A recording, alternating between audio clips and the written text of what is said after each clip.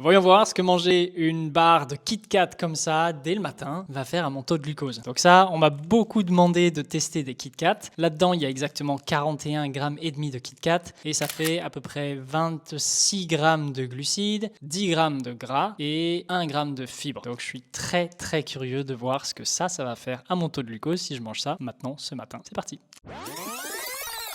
Ça fait maintenant un petit peu plus de 2 heures que j'ai mangé ma barre de Kit Kat et on va regarder sur le glucomètre, voir un petit peu l'impact que ça a eu sur mon taux de glucose. Au fait, j'ai vu qu'il y avait pas mal de gens dans les commentaires qui demandent quelle appli j'utilise pour analyser mes repas. Celle que j'utilise s'appelle Sugar AI. Donc c'est vachement simple, tu prends en photo ton plat et ça te donne le détail nutritionnel, les calories, les sucres, les macros, tout ça. Donc, c'est pas toujours 100% parfait, mais honnêtement, je trouve que c'est très important de garder un historique de tout ce qu'on mange et de savoir en détail ce qu'on mange. Du coup, moi, je trouve ça très utile. Et pour les Kit Kat, je suis assez surpris des résultats. Souvenez-vous que les résultats varient en fonction des gens, mais pour moi, finalement, ça n'a pas fait un pic énorme. Et surtout, probablement parce qu'il y a beaucoup de gras, ça a fait vraiment une montée très progressive et une descente finalement assez progressive aussi.